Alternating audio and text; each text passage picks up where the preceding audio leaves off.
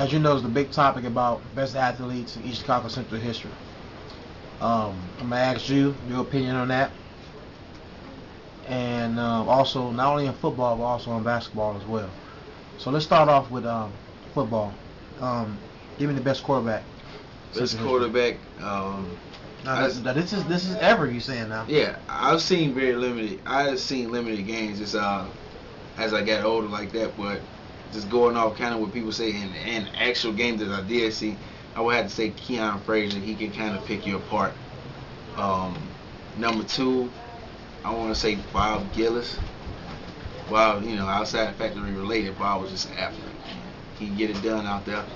Number three, I didn't see Marcus Reeves. Everybody play, but who I did see play, I saw Dave Rodriguez. I don't think Dave gets enough credit for what he did, but Dave was like third. I think he finished like third in the state in yards and touchdowns. So I would have to say that would be a three for quarterback. So you're saying that Dave Rodriguez is better than Marcus Reeves, Eric Irvin, Woops, John Massey? See, that's the thing. With all them, with all other quarterbacks, I can only give you what I've actually seen. I haven't seen tape on anybody else. I'm not saying that they weren't, but I'm going off the knowledge of the people that I've seen play. Okay. All right. Running back. Martell France, number one. Royce Robertson, number two. Dante Smith, number three. Where does Sam Daniels fit in at? Sam finishes in the top five. I would probably put him in fourth, but I would also have to say Sam was a victim of circumstances because Sam, I want to say, was my senior. Sam's junior year. Sam didn't get a lot of carries. Sam and the fullback had the same amount of carries. So, Sam ended up with more yards, but that's really unheard of, especially if we're not an option-style team. We weren't we weren't like Griffin. We were wishbone. We ran a balanced offense. He had, I think they had like 150 and 151 carries between the two. So, a fullback getting 150 carries is usually unheard of. I don't even think an NFL fullback gets that many carries in a year. So, all right. Fullback, again, going over what I've seen, I would have to say Jerry Kelly was number one. His amount of yardage. He got a lot of carries. And you get a fullback who can get 150 carries in a year. I think he amassed like 900 yards. So he's gonna get you yards. Number two, say KJ Smith. KJ, whether it's 4th and 1 or 4th and 5, KJ was gonna go hard, bust through that line, bust through anybody he had to get that first down. Wide receiver, number one, hands down. There's no competition to me, whether you related to me or not. Jamie Stewart was the best wide receiver to come through East Chicago Central High School. I have not seen a player who could take a 4-yard hitch 84 yards the long way. Now, what I mean by the long way is he's not taking the hitch, catching it, and just going up the field. I've seen this man go east to west from one side of the field to the other one and run up the field 84 yards and smoke everybody. Guy was state, back to back. His junior year, which was Dave, which was basically kind of like a one-read offense, is, one person ain't open, chuck it to Stu. Stu had, I believe, like 39 catches, 999 yards, and you knew the ball was going to him. And they couldn't stop him. When Dave actually got the read defense and everything in his senior year, I believe Stu had like 1,400 yards. So he was just an amazing talent. I hear about Jamie Stewart a lot, and I agree that he was probably the best wide receiver. But he was in a system where he had the opportunities than any other wide receiver in school history. Maybe an exception for Antoine Bullard.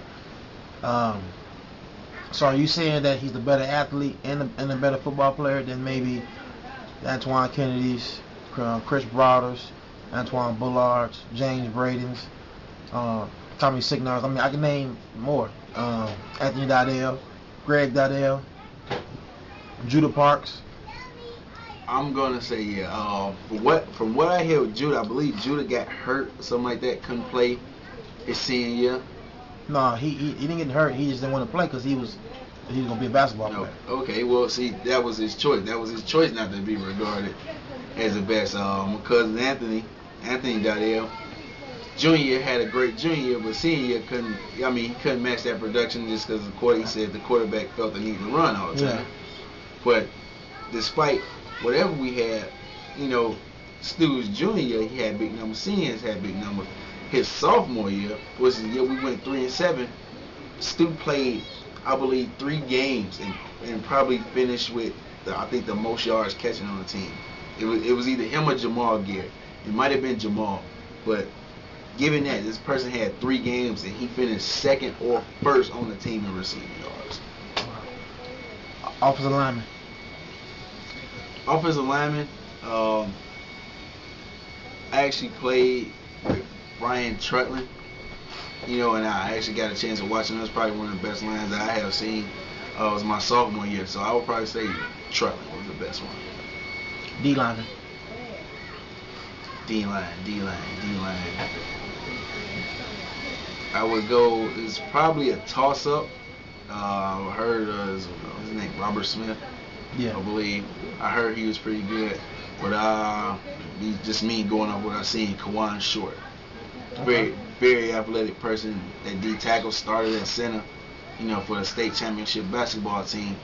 He's just a monster, and he's playing quite well at Purdue. Now, you know, that's a Big Ten school, and he's not going against cupcake small people. He's going against some big giants every week, and he is almost dominating.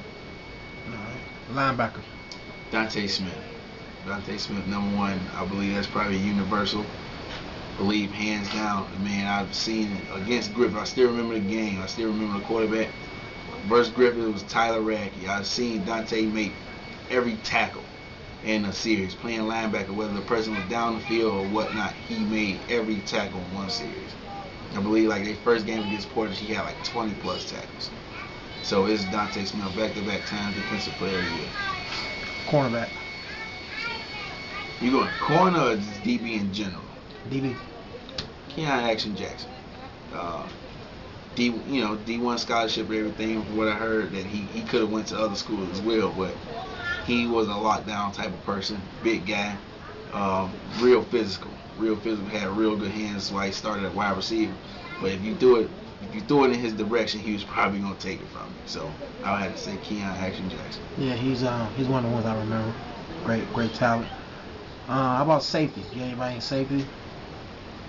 Again, I would have to say Keon as well. Cause I mean, that's ended up being what he played. Okay. But if you want to talk about biggest hitters, a lot of people remember T.J. Tree Lane Riddle, biggest hitter at safety. Smallest guy.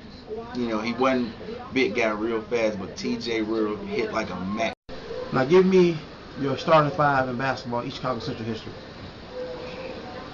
Top 5, I'm going to say point guard, Bob Smith. I remember a game where him versus Hammer Howard, Keith Heron. It was a real good matchup. Like the stadium was full.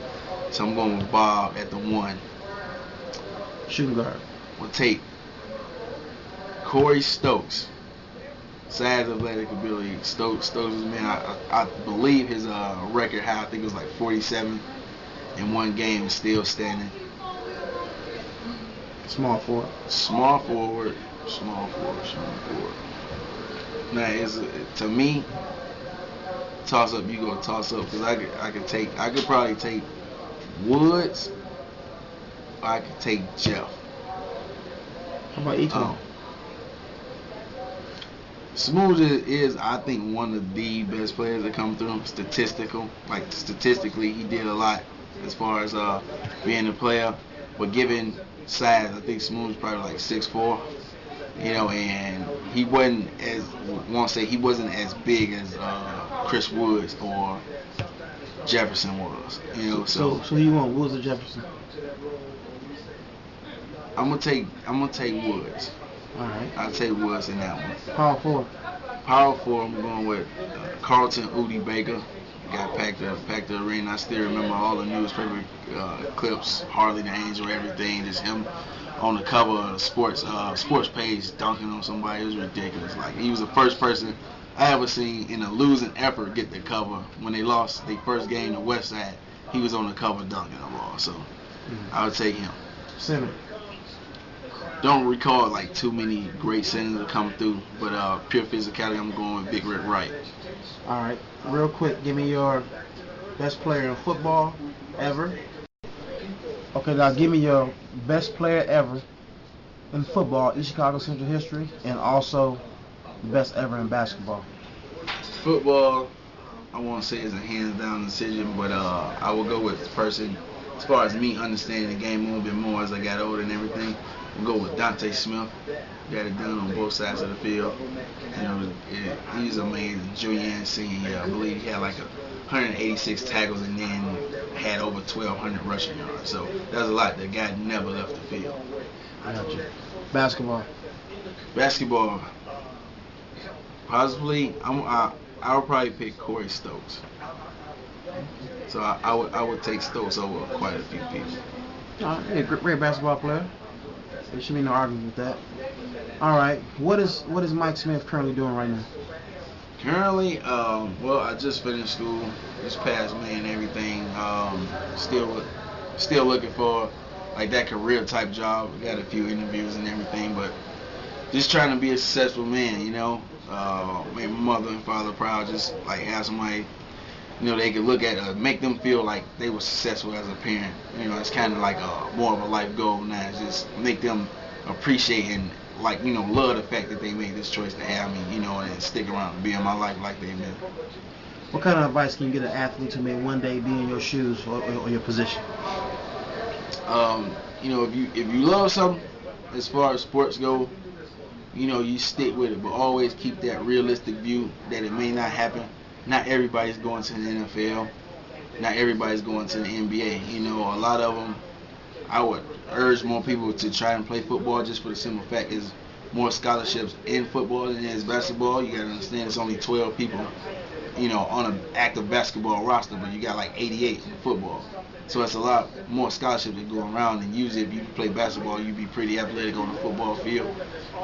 Most importantly, if you do want to do something in life, you got to take care of all your business in the classroom, man. You know, it's cool and everything to hang out with everybody, but you can't really go nowhere without a piece of paper with a school monogram on it saying this is your degree. It's a hard life without that. What is one motto that Mike Smith always lived by? Loyalty is everything. So as far as family go, you know, this one thing you can say about I've never turned my back on family, anything like that. If you my guy to the end. I'm not gonna be shady towards you. I'm loyal. Loyalty is everything. Hey Mike, I want to thank you for being on the website, man. It's a privilege to have this great interview with you. I look at doing more talking with you in the future. I plan on doing some more round tables. You know, you come from an athletic family, so that'd be one thing that you'll be definitely be involved in. All right. Word. This is Athletes Lives Network exclusive interviews. Once an athlete, always an athlete.